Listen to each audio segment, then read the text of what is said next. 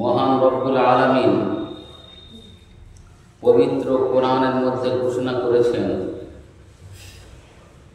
লাকাদ কানা লাকুম ফি রাসূলিল্লাহি উসওয়াতুন হাসানাহ, তোমাদের জন্য রসুলের মধ্যে উত্তম আদর্শ বিদ্যমান। আল্লাহ রাব্বুল আলামিন নবী করিম সাল্লাল্লাহু আলাইহি ওয়াসাল্লামকে পৃথিবীতে নমুনা স্বরূপ পাঠিয়েছেন। তার আদর্শ, তার জীবনের কাজগুলো, কথাবার্তা দেখলে বোঝা যাবে আমাদের জন্য পথের সম্বল, আমাদের পথ দেখাবে। সেজন্য নবী করিম সাল্লাল্লাহু আলাইহি সাল্লাম কাফেরদের উদ্দেশ্য করে বলেছেন, এটা কোরআন কথা বলছে, ফাকাদ লাবিস্তু ফীকুম উমরা আফালা তাআকিলুন। এক কথা চ্যালেঞ্জ দিলেন তিনি কাফেরদেরকে, যে তোমাদের কাছে আমি এতদিন ধরে আছি, দীর্ঘদিন আছি, তা তোমরা কি বোঝো না যে আমি কেমন, আমি সৎ কি অসৎ, ভালো কি মন্দ, আমার চাল চলন কথাবার্তা কেমন?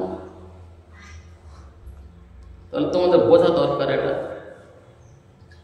সারা জীবন তো তোমাদের কাছে কাটিয়ে দিলাম। নবী করিম সাল্লাল্লাহু আলাইহি ওয়াসাল্লামের মাহাব্বত, তার ভালোবাসা প্রতিটা মুমিনের অন্তরে বিদ্যমান হওয়া দরকার। সবার অন্তরে বেশি বেশি করে এগুলো থাকাই দরকার। নবী করিম সাল্লাল্লাহু আলাইহি ওয়াসাল্লাম বলেছেন, লা ইউমিনু, মানে কেউ ঈমানদার হবে না। লা ইউমিনু আহাদুকুম, তোমাদের মধ্যে কেউ পরিপূর্ণ ঈমানদার হবে না। তাহলে পরিপূর্ণ ঈমানদার হতে গেলে কেমন হওয়া দরকার? এখানে বলা হচ্ছে, হাত্তা আকুনা আহাব্বা ইলাইহি মিন ওয়ালিদিহি ওয়া ওয়ালাদিহি ওয়ান নাস আজমাইন। তো তোমরা, তোমাদের মধ্যে কেউ পরিপূর্ণ ঈমান হবে না, ঈমানদার হবে না যতক্ষণ পর্যন্ত তার কাছে আমি অধিক প্রিয় না হই। পুরো দুনিয়া ওয়া মা ফিহা, যা কিছু আছে সবচাইতে অধিক প্রিয় হতে হবে নবী করিম সাল্লাল্লাহু আলাইহি ওয়াসাল্লাম। কিরম ধরনের বলছে, মিন ওয়ালিদিহি ওয়া ওয়ালাদিহি, তার পিতামাতা থেকে, তার সন্তান সন্ততি থেকে আল্লাহ তাআলার বেশি, আল্লাহ তাআলার নবীর বেশি প্রিয় বলে মনে করতে হবে। তাহলে আমরা এক কথা বুঝতে পারি, নবীর মহাব্বত হলো ঈমানের অংশ। কিন্তু এই মহাব্বতটা প্রকাশ কখন করতে হবে? প্রকাশ করার জায়গা প্রকাশ করতে হবে। যদি প্রকাশের জায়গা না হয়, অনর্থক প্রকাশ করার কোনো মূল্যই থাকে না। নবী আলাইহিস সালাতু ওয়াস সালাম, আল্লাহ রাব্বুল আলামিন তাকে পাঠিয়েছেন বিশ্ববাসীর জন্য মূর্ত করুণা ও আশীর্বাদ স্বরূপ। তাহলে আমরা তার মহাব্বত প্রকাশ করব কখন? যেমন প্রত্যেকের ঈমান আনা জরুরি, কিন্তু ঈমানটা প্রকাশ করবে কখন? যখন তার জিজ্ঞাসা করা হয়। তাছাড়া তার জরুরি নেই, প্রকাশ করতে হবে তো। তাহলে আমরা প্রত্যেকে বিশ্বাস করি লা ইলাহা ইল্লাল্লাহু মুহাম্মাদুর রাসূলুল্লাহ। যখন তার জিজ্ঞাসা করবে তখন তার ওইটা স্পষ্ট করে দিতে হবে। তাছাড়া প্রত্যেকের অন্তরে ঈমান থাকবে। ভালোবাসার মতোই হতে হবে। যদি ওই ভালোবাসাটা প্রকৃতপক্ষে ভালোবাসার মতো না হয়, তাহলে সে ভালোবাসা প্রকৃত ভালোবাসা নয়। নবী আলাইহিস সালাতু ওয়াস সালামের প্রতি মহব্বত খুবই ভালো কাজ। কিন্তু ওই মহব্বতটা কি পরিমাণের মহব্বত আর কি ধরনের মহব্বত হবে? এখন আস্তে আস্তে দেখা যাচ্ছে আমাদের ভারতবর্ষের যা চিত্র, বিভিন্ন জায়গায় একের পর এক আই লাভ মোহাম্মদ, তাহলে আমি মোহাম্মদকে ভালোবাসি, কেউ বলছে আই লাভ মাই ইন্ডিয়া, আমি ইন্ডিয়ার ভালোবাসি, কেউ বলে আই লাভ শ্রীরাম, রামচন্দ্রের ভালোবাসি। তো বলে বা কি তার লাভটা? কতটুকু সত্যি কি তাই? ও তো মুখের একটা কথা, অন্তরের থেকে ও কথাটা বের করা যায়। যদি সত্যিকারের ভালোবাসতে হয় তো সাহাবায়ে কেরাম রিজওয়ানুল্লাহ আলাইহিম আজমাইন যে ধরনের ভালোবেসেছিলেন সেই ধরনের ভালোবাসতে হবে। হযরত ওসমান গনি রাদিয়াল্লাহু তাআলা আনহু, হযরত খাব্বাব বিন আরিদ, হুযায়ফা ইবনুল ইয়ামান আর বহু সাহাবা, তারা সত্যিকারের ভালোবেসেছিলেন। মদিনা থেকে নবী করিম সাল্লাল্লাহু আলাইহি ওয়াসাল্লাম যখন যাচ্ছিলেন মক্কাতে উমরা করার জন্য, ওসমান রাদিয়াল্লাহু তাআলা আনহুকে পাঠিয়ে দেওয়া হলো, মুশরিকিনে মক্কাদের সঙ্গে তুমি আলোচনা করো। ওসমান রাদিয়াল্লাহু আনহু যখন যাচ্ছিলেন, সাদামাটা পোশাক, তার পরনের লুঙ্গি গোড়গাঁটের উপরে, বেশ উপরে। কেউ তার ভালোবাসতেন, তাদের ক্ষেত্রে তার আগে বাড়ি ওইখানে ছিল। তার কোনো ভালোবাসার লোক বললেন, ওসমান তুমি তো যাচ্ছ বটে, বেশ ভালো, তুমি যাবে কাফেরদের বড় বড় নেতাদের কাছে, তারা প্রভাবশালী লোক, তোমার পোশাক আশাক দেখে তারা তোমার হেয় তাচ্ছিল্য করবে, তোমার কথার গুরুত্ব দেবে না, হাসি ঠাট্টা করবে। তুমি একটা কাজ করো না, কিন্তু আমলি হেকমত, এটা হেকমতে আমলি, তুমি একটুখানি গোড়গাঁটের নিচে ফেলে দিলে, আর গল্প টল্প করে এসে আবার তুমি ঠিক করবে। ওসমান রাদিয়াল্লাহু তাআলা আনহু বললেন যে আমি আল্লাহর নবীকে দেখেছি তার ইজার মানে তার লুঙ্গি গোড়গাঁটের উপরে থাকত, অতএব কে কি মনে করলো আর কি ভাবলো ওটা আমার দেখার বিষয় নয়। আমার কাছে প্রিয় হলো নবীর সুন্নাত, সুন্নাতকে জীবিত করা, সুন্নাত অনুযায়ী চলা। নবীর কোনো সুন্নাত ছোট নি আর বড় নি, সব সুন্নতের। সুন্নতের ভাগ নয়, ছোট সুন্নত বড় সুন্নত কথা নয়। সামান্য থেকে সামান্যতম সুন্নত হলেও সেটা বড় সুন্নাত, এটা একটা বড় সুন্নাত। কিন্তু আমরা কি করি? নবীর সুন্নাতটা আমাদের কাছে গ্রহণযোগ্য হয় ওঠে না, আমরা ঠিক মতো দেখি না। হযরত হুযায়ফা ইবনুল ইয়ামান রাদিয়াল্লাহু তাআলা আনহু, নবী আলাইহিস সালাতু ওয়াস সালাম তার কাছে গোপন কথা বলতেন। তিনি গেলেন কিসরার কাছে, যেমন বর্তমানে আমাদের আমেরিকা সুপার পাওয়ার, সেরকম কিসরা ছিল। তিনি যাচ্ছেন, তারকেও বললেন, হুযায়ফা তুমি তো যাচ্ছ, কিন্তু ভেবে চিন্তে কাজ করো। তিনি যখন সেখানে পৌঁছে গেলেন, তার সম্মানার্থে কিছু খেতে দেওয়া হয়েছে। হুযায়ফা ইবনুল ইয়ামান রাদিয়াল্লাহু তাআলা আনহু তিনি খাচ্ছেন, হঠাৎ তার হাত থেকে লোকমা একটা পড়ে গেছে। তিনি লোকমা তুলে নিচ্ছেন খাওয়ার জন্য, কেউ বললেন না ওটা নিও না, এরা তোমার হেয় প্রতিপন্ন করবে, বলবে কেমন ধরনের লোক ওইসব জিনিস খায়, যেমন বর্তমানে আমরা করি। যদি কারোর হাত থেকে একটা খাবার পড়ে যায়,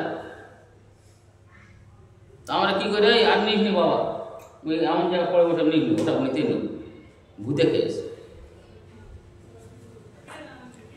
কিন্তু দেখা যায়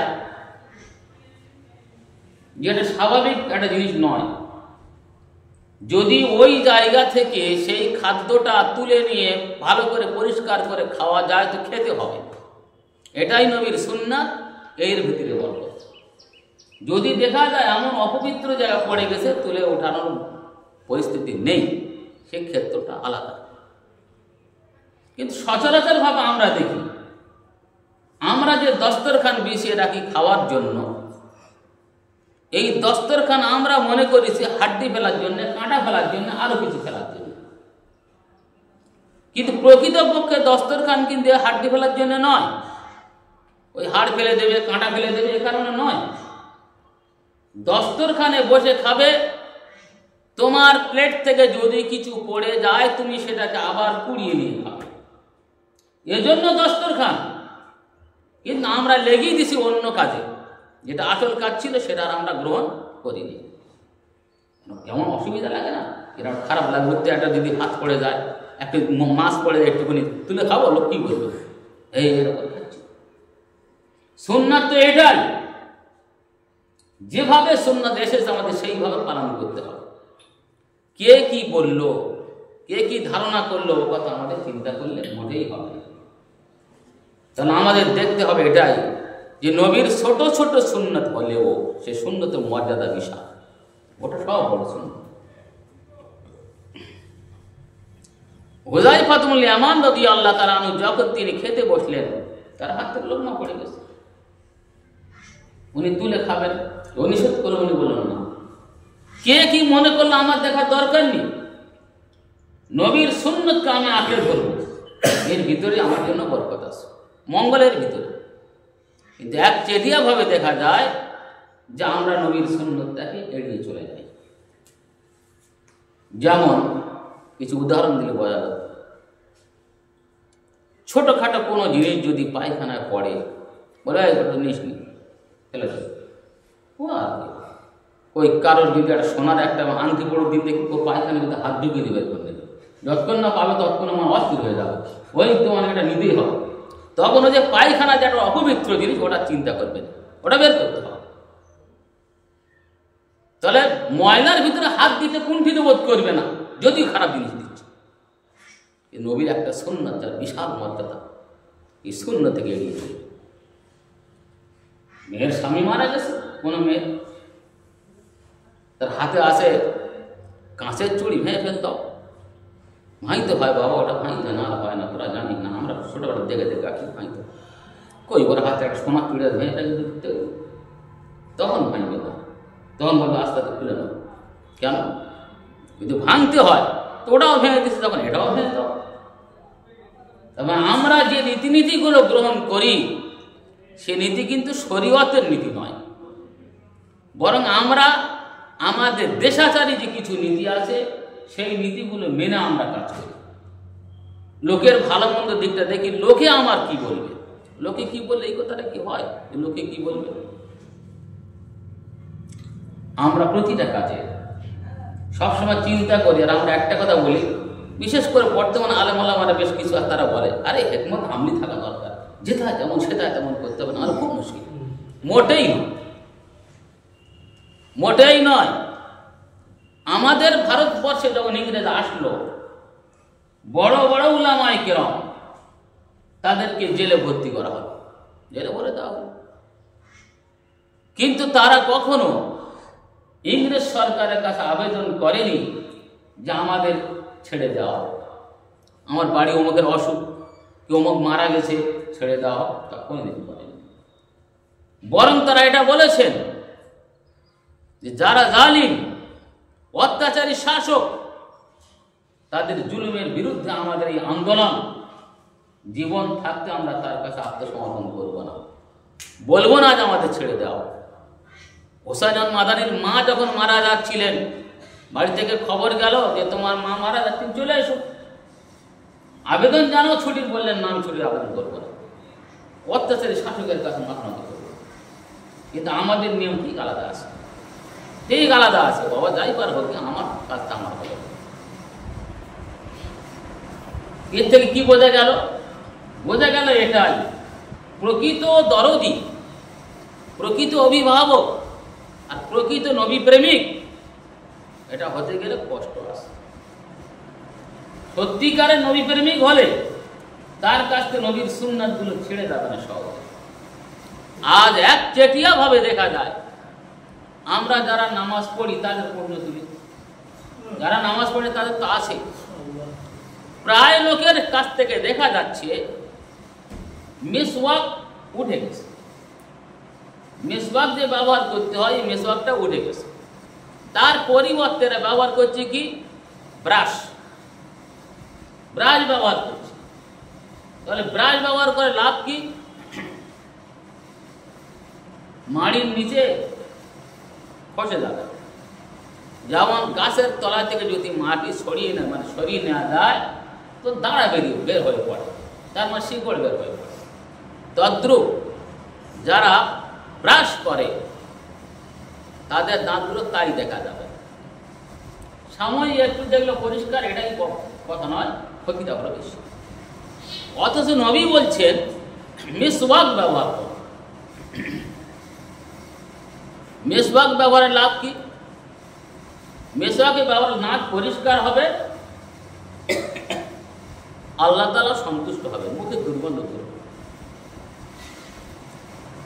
সে কারণে ফুকাহায়ে কেরাম বলছেন যে মিসওয়াক করাই সুন্নাত, মিসওয়াক করতে হবে। ব্রাশে সুন্নাত আদায় হবে না, ব্রাশ করলে সুন্নাত আদায় হবে না। তাহলে আমরা কেন ওইটা করবো? হ্যাঁ, যদি কারো খুব এত মানে মহব্বত থেকে যায় ব্রাশের প্রতি, তো এটা করতে পারে। সে প্রথমবারে মিসওয়াক দিয়ে ভালো করে দাঁত মাজুক, ইত্যাদি করুক, তারপর নামাজের পর আবার মিসওয়াক করবে, ব্রাশ করবে, করবে। কিন্তু মিসওয়াক যতবার করা হবে ততবার তার সওয়াব পাবে নবীর সুন্নাতটাকে আদায় করার জন্য। আমাদের কাছে এই যে সুন্নাত প্রায় উঠতে চলেছে, এটা আমরা করি। নবীর সুন্নাতের প্রতি আমাদের খেয়াল নেই। আজ আমরা ব্যক্তিগত স্বার্থে আমরা অনেক কাজ করে চলেছি। যেমন এখন প্রায় সময় দেখা যাচ্ছে রাস্তাঘাটে মেয়েরা হোক আর লোকেরা হোক, তারা মোটামুটি সকালবেলা হাঁটাছটা করছে, ও খুঁজে খুঁজে হেঁটে যাচ্ছে, যেন কোনো একটা লক্ষ্য নিয়ে যাচ্ছে, কোথায় পৌঁছাবে, কোথায় পৌঁছাবে। কেন বলে? এখন ডাক্তার বলে দিতে হাঁটতে হবে, না হলে হয়। আর হাঁটা যদি ওইটা হয়, হাঁটারও পদ্ধতি থাকবে। হাঁটতে গেলে নিয়ম হলো আমরা গন্তব্যস্থল দেখতে হবে, আমি কোথা থেকে কত দূর যাব। হাঁটা যদি স্টার্ট করে তাহলে প্রথম তার দিক দিক করে চলতে হবে, আস্তে আস্তে আস্তে যাবে। বেশ একটা জায়গায় গিয়ে দেখা যাবে যে না, এবার আমার জোরে চলতে হবে, তো সেখান থেকে জোরে যাবে, আবার সেখানে গিয়ে আস্তে আস্তে আস্তে যেতে হবে। এটা হাঁটার নিয়ে। এরা এখন মুখে কাপড় বেঁধে হাঁটতে লেগেছে, মানে অজানা পথে ছুটে যাচ্ছে, হেঁটে যাচ্ছে। কেন? সুগার হয়েছে, ডাক্তার বলেছে সুগার। নামাজ পড়ো, বল না, নামাজ কোথায় পড়তেছে, নামাজ পড়ার আমার সময় আসছে, ওর নামাজ পড়লে হবে না। নামাজ পড়লে তো অনেক কাজ হয়, তার নামাজ পড়লে তো আল্লাহর কাছে দোয়া করা যায়। আমি বারবার একটা কথাই বলি, মানুষের যত রকম মানে অসুখ আছে, সমস্ত অসুখের ওষুধ আছে। আল্লাহ রাব্বুল আলামিন লিকুল্লি দাইন দাওয়া, প্রত্যেক অসুখের ওষুধ রেখেছেন, হয়তো আমাদের জানা নেই। সূরাতুল ফাতিহা সমস্ত রোগের ওষুধ, সূরা ফাতিহা পাঠ করা, এটা মনে রাখা দরকার। যদি কারোর অসুখ হয়, সূরা ইয়াসিন যদি তেলাওয়াত করে দোয়া করা হয়, আল্লাহ রাব্বুল আলামিন তার রোগ থেকে মুক্তি দেবেন সূরা ইয়াসিন পড়ে। যদি অসুখটা বেশ বড় রকমের হয় তাহলে সূরা আর রহমান পড়তে হবে, বেশি ধরনের যদি কিছু হয়। আর যদি একেবারে খুব মুমূর্ষ অবস্থা পৌঁছে যায়, চূড়ান্ত পর্যায়ের অসুখ, সূরা তাগাবুন পড়তে হবে। সূরা তাগাবুন 41 বার পড়ে যদি তার ফুঁক দেওয়া যায় কি পানি করে পান করতে দেওয়া যায়, ইনশাআল্লাহ তার রোগ সেরে যাবে। পড়ার নিয়ম হলে এটাই, যে ব্যক্তি অসুস্থ তার চতুর্দিকে বসবে, বসে তারা সূরা তাগাবুন পড়তে লাগবে, পড়ে থাকুন তারা। আমার সূরা তাগাবুনের নাম শুনিনি অনেকে, যারা কোরআন পড়ে তাদের কথা জানা আছে যে আমরা পড়ি সূরা তাগাবুন আছে। তাহলে এগুলো জানতে হবে। আল্লাহ প্রতিটা জিনিসের একটা একটা ওষুধ রেখে দিয়েছে, কোন ওসিলা ভালো কেউ বলতে পারে না। কিন্তু আমরা এমন এক পর্যায়ে যাচ্ছি, আমরা দুনিয়ার লোভে ছুটে চলেছি, এইটাই বোধহয় মূল। ফজরের নামাজ ত্যাগ করে রাস্তায় ওয়ার মাপ করছে, ছোটাছুটি করছে। হ্যাঁ, কত ভালো কাজ। আবার অনেকে এমনও হয়েছে যারা মাস দিনে ছোটাছুটি করার পরে নিউমোনিয়া ধরেছে, আর এখন সারছে না, চলছে নিউমোনিয়ার রোগটা। বলে কি হয়েছে? তখন ওই সেই শীতকালে ছিল না, ওই সে কুয়াটা পড়েছিল, আর ওই লেগে গেছে।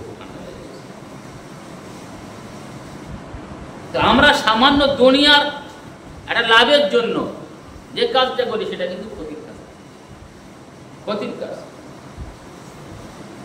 তো বলার উদ্দেশ্য হলো এটাই, আল্লাহ রাব্বুল আলামিনের প্রিয়তম নবী, তার মধ্যে আমাদের জন্য উত্তম আদর্শ রাখা হয়েছে। কারা এই আদর্শ গ্রহণ করবে? যারা কিয়ামতের দিনে বিশ্বাস করে, আল্লাহর রহমতের আশা করে, যারা আল্লাহর বেশি জিকির আজকার করে, স্মরণ করে আল্লাহ তাআলা, তারাই কিন্তু বেশি উপকৃত। এখন তো আবার সমস্যা দেখা দিয়েছে এটা, যে জিকির মানে কিচ্ছু নয়, জিকির মানে কিচ্ছু না। কেন? বলে ও ধরনের করার দরকার নেই, ওই একবার ধরে আল্লাহ আল্লাহ করলে কি আলহামদুলিল্লাহ বললে যথেষ্ট। মানে এত সহজ করে দিচ্ছে যে লোক যেন বেঈমানটা তাড়াতাড়ি হতে পারে।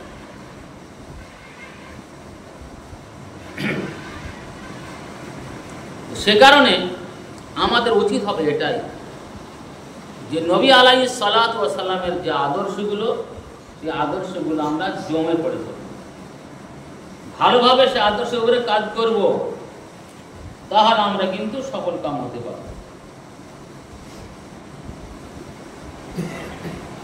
তারা বলছে এই যে বসে বসে জিকির আজগার করা, এটা করা ওটা করা, শরীয়তে কোনো ভিত্তি নেই, অতএব এই ধরনের জিকির করার কোনো প্রয়োজন নেই। কিন্তু হাদিস শরীফে আল্লাহ নবী বলছেন, লা ইয়াকুদু কওমুন ইয়াযকুরুনাল্লাহ, মানে যখন কোন কওম কি করে? আল্লাহর জিকির করে, বসে বসে আল্লাহর জিকির করে। তার মানে অসুস্থ হলে সে শুয়ে পড়ে করতে পারবে। লা ইয়াকুদু কওমুন ইয়াযকুরুনাল্লাহ ইল্লা হাফাতহুমুল মালায়েকা, যখন কোন কওম আল্লাহর জিকির করে, কওম মানে একজন লোক নয়, কিন্তু কওম মানে বিশাল পরিমাণের লোক, তারা যখন আল্লাহর জিকির করে তো আল্লাহ তাআলার রহমতের ফেরেশতারা তাদেরকে ঘিরে নেয়, তাদের ঘিরে নেয়। তাহলে এখানটা বলে না তুমি একলা মনে মনে হাঁটতে জিকির করে যায়, এটা বলে না। কিন্তু যারা একটা কওম, একটা বেশ বিশাল বড় একটা জনগোষ্ঠী, তারা যখন জিকির করবে কি হবে? ফেরেশতারা তাদেরকে ঘিরে ফেলে। ও গশিয়াতহুমুর রাহমা, আর আল্লাহর রহমত তাদেরকে ঢেকে ফেলে। ও নাযালাত আলাইহিমুস সাকিনা, আর তাদের উপরে শান্তি বর্ষিত হতে থাকে। আর ওয়া যাকারাল্লাহু ওয়া যাকারাহুমুল্লাহু ফী মান ইনদাহু, আর আল্লাহ রাব্বুল আলামিন এই সমস্ত লোকদের কথা আলোচনা করেন তাদের কাছে, যারা আল্লাহর কাছে থাকে, তারা ফেরেশতারা। আল্লাহ রাব্বুল আলামিন ফেরেশতাদের কাছে এদের সম্বন্ধে আলোচনা করেন। সাকিনা কি? সাকিনা মানে হলো ইবাদত করার মাঝে যে খুশি অনুভব করে, এই খুশিটার নাম হলো সাকিনা। যখন দেখা যাবে একটা লোক কোনো কাজ করতে গিয়ে যদি সেখানে আনন্দ আসে, তাহলে বোঝা যাবে এটা সাকিনা অবতীর্ণ হচ্ছে, তার প্রতি। কোরআন তেলাওয়াত করছে এত মনোযোগ সহকারে, যে তার জন্য ছাড়তে ইচ্ছা করছে না, তার মানে আল্লাহ তাআলার রহমত তার উপরে বর্ষণ হচ্ছে, সাকিনাত নাযিল হচ্ছে, অন্তরে খুশি, ইবাদতে খুশি অনুভব করা। শবে বরাত, শবে কদর, আরো অন্যান্য নামাজে আমরা প্রায় সবাই পড়ি কম বেশি। কেউ প্রতিযোগিতা করে কত রাকাত কে বেশি পড়তে পারে, তুই আজ কত রাকাত পড়লি, আমি কত রাকাত পড়লাম, প্রতিযোগিতা হয় এটা। আরে কেউ বলে ভাই আমি বেশি পড়তে পারিনি রে, ওই 8-10 রাকাত পড়েছি, বেশ আমি আজকে না 50 রাকাত। এ তো প্রতিযোগিতার নামাজ। নামাজ হতে হবে খুব শান্তশিষ্টভাবে, একদম সুন্দরভাবে নামাজ হতে হবে, আল্লাহর সন্তুষ্টি আল্লাহর জন্য হতে হবে। তা না হয় ঝড়াঝাট শুয়ে পড়ার নাম নামাজ নয়। যদি কেউ শবে বরাত, শবে কদর রাত্রে নামাজ পড়ে আর তারা যদি দেখে তাদের মন যেন আনন্দিত হচ্ছে, মনে খুব খুশির জোয়ার আসতেছে, বুঝতে হবে ফেরেশতারা তাদের হাতে মুসাফা করে যাচ্ছে। যেহেতু ওই রাত্রে ফেরেশতারা যারা ইবাদত করে তাদের হাতে মুসাফা করে। কিন্তু যদি দেখা যায় সারা রাত চলে গেল, রাত ভর নামাজ পড়লাম, চা খেলুম, গল্প করলাম, আরো কিছু করলুম, কিন্তু কাজের কাজ কিছুই হলো না। বোঝা গেল একটা কথায় যে আল্লাহ রাব্বুল আলামিনের ইবাদত করা আল্লাহর সন্তুষ্ট হতে হবে।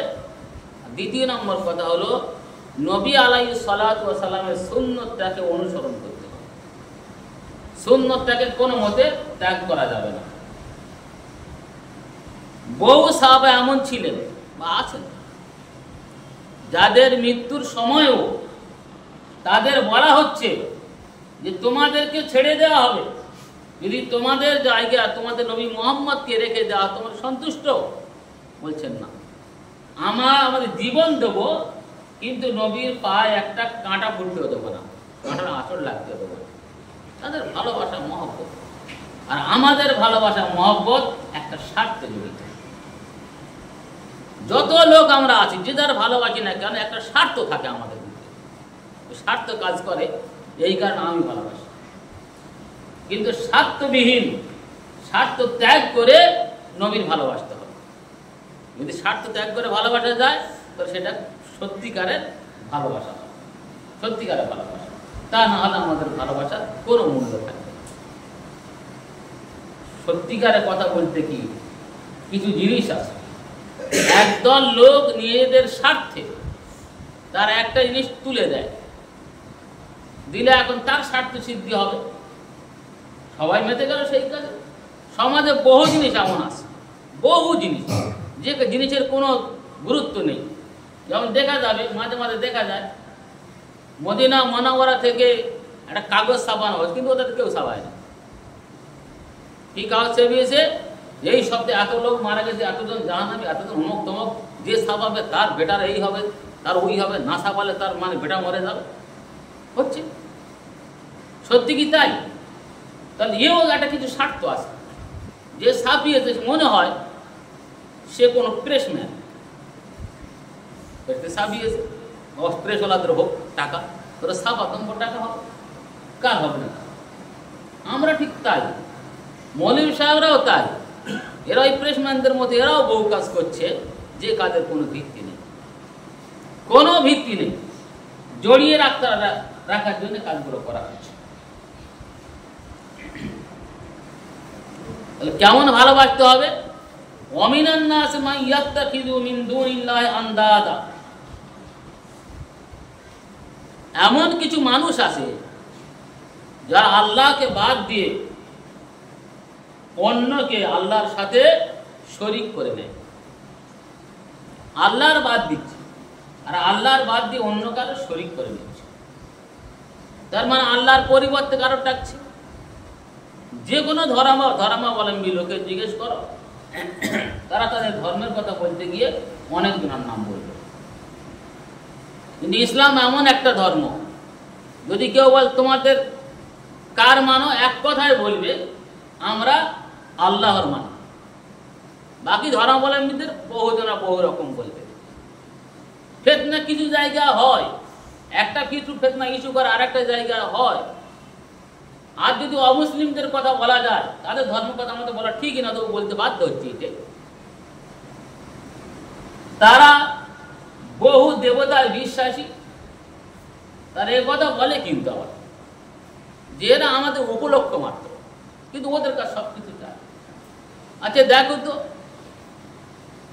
কাকদ্বীপ কোস্টাল থানার অধীনে সূর্যনগর গ্রাম বাজার, ওই গ্রামে কালী রাত্রে রনে নেমেছিল, হাতে তরবারি নিয়ে, অস্ত্র নিয়ে, ধারালো অস্ত্র নিয়ে রনে নেমেছে, যে মোটামুটি সকল আর কেটে কেটে যাচ্ছে, যে বেরোবে তার সাইজ করে দেবে। কিন্তু কালীর মুন্ড কাটলোকে, ওর হাতে অস্ত্র, কিন্তু ও কেন তার মারতে পারলো না? সূর্যনগর গ্রামে কোস্টাল থানা কালীর মুন্ডু কেটে নেওয়া হয়েছে, রটিয়ে দেওয়া হলো। মুসলমানেরা কালীর মুন্ডু কেটেছে, 117 নম্বর জাতীয় সড়ক আটকে দেওয়া হলো, বিচার চাই। শিশিরের বেটা শুভেন্দু, সে বললে এটা মুসলমানদের কাজ, এখানে আমার মুসলিম লীগের চলছে, নিয়ম কানুন চলছে। প্রশাসন নড়ে চড়ে বসলো, ফুটেজ দেখলো, বিভিন্ন তদন্ত করলো, পরে ধরে ফেললো একটা হিন্দু লোক, অ্যারেস্ট করলো। কিন্তু ওটা নিয়ম আছে, মুসলমান হলে সে হয় সন্ত্রাসী, মুসলমান হলে সে হয় ভারতের বাইরে। এর যখন ধরো নারায়ণ বলেন নাম ধরো, এ কি বললো? ও মদ খেয়েছে, কিন্তু আসল লসটা ওই জায়গায় নয়, ওর সঙ্গে আরো কেউ ছিল। ওরা চেষ্টা করেছিল এইটাই, যেটাকে মুসলমানদের নাম দিয়ে একটা সাম্প্রদায়িক দাঙ্গা বেরিয়ে দিতে হবে সব জায়গায়। আমাদের এই ভারতবর্ষে, বিশেষ করে আমাদের পশ্চিমবঙ্গে এখন বলবো, এ হচ্ছে আরএসএস এর একজন লোক।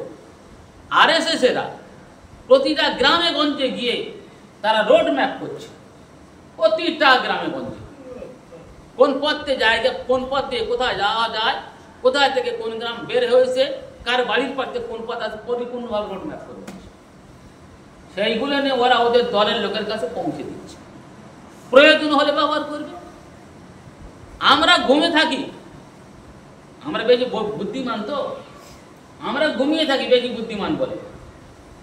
শরীয়ত কথা বলে না, শরীয়ত বলে তাড়াতাড়ি শুয়ে পড়ো, রাত্রে ভোরের দিকে ওঠো, আগে ওঠো, ব্রেন ভালো থাকবে, মস্তিষ্ক খুব সুন্দর থাকবে, আর কি হবে? আল্লাহর ইবাদত করতে পারবে।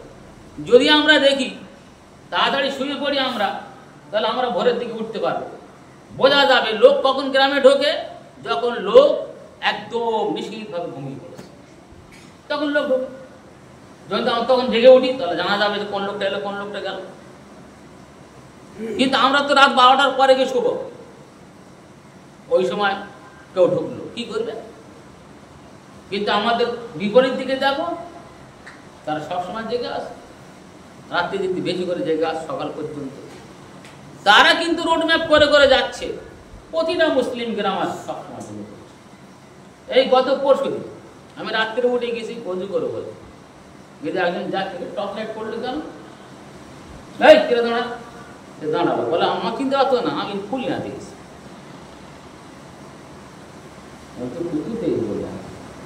কিন্তু আমাদের গ্রামে ধরে ফুল দেখেছি, কোথা গ্রামে ফুল গাছ। তাহলে বোঝা গেল আমরা কিন্তু ঘুমিয়ে আছি, কারো ঘরে ঢুকে কিছু চুরি করলে কেউ বুঝতে পারবো না যে কি হচ্ছে না। তাহলে আজকে তারা কালীর মাথা কেটে নেছে, পুলিশের কালীর মাথা উদ্ধার করতে হিমশিম খেতে হয়েছে, বহু ফোর্স নামাতে হয়েছে। কালীর মাথাটা নিয়ে চলে গেছে, পরে জানা গেল ও কি বললো, আমি মদ খেয়েছি, এই হয়েছে ওই হয়েছে, তাই আমার রাগ হয়ে গেছে, এই জন্য দুর্গারাম, এ কি বলে কালীরামের মন্দির কেটেছে, কারণ আমার কাজ হয় না। কিন্তু সত্যি কি তাই? সত্যি এটাই যে মুসলমানদের ফাঁদে ফেলা, কিন্তু মুসলমান সজাগ নয়। এরা এইদিকে চট করে গিয়ে মানে রাত 12টা বন্ধু জেগে থেকে এবার জেলার মধ্যে ঢুকে যাবে। ভাবতে হবে, আমাদের আল্লাহর দিকে ঝুঁকে পড়তে হবে, রুজু ইলাল্লাহ, তাহলে কিন্তু রেহাই পাওয়া যাবে। তার সেরাম যদি লোক না হয় তো বাঁচা খুব অসম্ভব। খুব সহজ কথা মনে করতে হবে, ইমানের বলে বলিয়ান হতে হবে। আজকের আমাদের যারা অন্যান্য লোক, যারা বিপক্ষের লোক, RSS এর লোক, তারা সদরে একবার তারা অস্ত্র পরিচালনা করছে, তারা বন্দুক নিয়ে গুলি ছোড়াছড়ি করছে। ওই একটা মুসলমানের হাতে ছুরি দেখো কিন্তু ছোট মতো, তার ধরে ফেলতে হবে। কেন তোমার হাতে ছুরি এলো? আমি দেখিস তো, এখনো বলবো বহরমপুর কোর্টের কাছে যাক, গেতে বিশাল মাঠ আছে, সেখানে দেখবি কি খেলা হচ্ছে, বিশাল খেলা হচ্ছে, তাদের কিছু অসুবিধা নেই। আমাদের অস্ত্রের দরকার নেই অভাব যে আমরা অস্ত্র নিয়ে মারামারি করতে যাব, কিন্তু আমাদের সব থেকে অস্ত্র হলে এটাই, ইমানের বলে বলিয়ান হবে। ইমানের বলে বলিয়ান হয়, ও হাজার যত অস্ত্র থাকুক না কেন সব অস্ত্র বেকার হয়ে যাবে, সব অস্ত্র বেকার হয়ে যাবে। আমাদের পূর্বসূরি যারা, তারা কিন্তু প্রমাণ করে দেখিয়ে দিয়েছেন ও অস্ত্রের কিছু আসে। ইংরেজরা এক জায়গায় ঘোষণা করে দিলে এখানে কোনো মিটিং চলবে না। হুসেন আহমদ মাদানী রহমতুল্লাহ আলাইহি উনি বুখারী শরীফ পড়াচ্ছিলেন, হাদিস পড়িয়ে উনি দোয়া করে উঠে চলে গেলেন, গিয়ে বক্তব্য রাখলেন দীর্ঘক্ষণ। তাদের হাতের টিকার ধরে আছে হাত, কিন্তু হাত কাটে কাঁপছে, পথর কিচ্ছু করতে পারবে না। কিন্তু হতে হবে আল্লাহর বিশ্বাস। আমরা সবাই বলছি শহীদ হয়ে যাব, কিন্তু না, যদি কিছু বেঁধে যায় তখন সবাই পালিয়ে আসবে, এসে মানে ঘরের ভিতরতে বলবে হানায় তাকবীর আল্লাহু আকবার, ও তার থাকবে না। এজন্য এই ধরনের দুঃসাহসিকতা দেখানো খুব খারাপ। সব জায়গায় কথা বলা খারাপ যে আমরা নবীর জন্য মোহাম্মদ জীবন দেবো, এই করবো ওই করো, চলো মোহাম্মদ এই করো বলো। আমার একদিন হুগলি থেকে ফোন করেছে, বললো ভাই তুমি কি দেখেছো কি হয়েছে, মানে ফেসবুক কি দেশ, আমি কই না তো কি দেশে। তা বলো ওই যে ছেলেটা মারা গেল সেদিন আইলা মোহাম্মদ করলো ঢোলাহাটে, কারেন্টে যে মারা গেল, বলে নুরুল্লাহ বক্তব্য রেখেছে যে ও লোকটা আমাদের দলের কেউ না, ব্যক্তিগত কাজ করতে মারা গেছে। কত বড় নোংরা, আর আমরা এত বড় নোংরা, আমরা ওদের পিছনে ছুটছি। সে কিন্তু যে কথা বললো কত খারাপের কথা। হ্যাঁ, ও আমাদের লোক না, আমাদের দলের লোক না, ও নিজের ব্যক্তিগত কাজ করতে গিয়ে মারা গেছে, ব্যক্তিগত কাজ। তো কেউ যদি ব্যক্তিগত কাজে মারা যায় তার জন্য ও জন্য দায়ী হবে কেন? তাহলে এই যে কাজটা করার জন্য তো বাঁধতে গেছিল ফ্ল্যাটটা নাকি, তাহলে তার জন্য কি বললো? আর আমরা ঠিক ওদের পিছনে ছুটে আবার সেইটি এলো, কিন্তু আবার দোয়া করতে এলো তার জন্য। এরা কি জেনে জানে না নাকি জেনে ঘুমোচ্ছে, কোনটাই করছে এরা? আল্লাহ রাব্বুল আলামিন আমাদের সবাইকে সঠিকভাবে নবী আলাইহিস সালাতু ওয়াস সালামের সুন্নত মোতাবিক চলার তৌফিক দান করুন, এবং এর প্রতি যেন আমরা আমল করতে পারি, আর বিশেষ করে যেন আমরা এক ঐক্যবদ্ধভাবে আমরা থেকে ধর্মীয় কাজগুলো করে যেতে পারি। আল্লাহ আমাদের সবাইকে এর উপরে আমল করার তৌফিক দান করুন।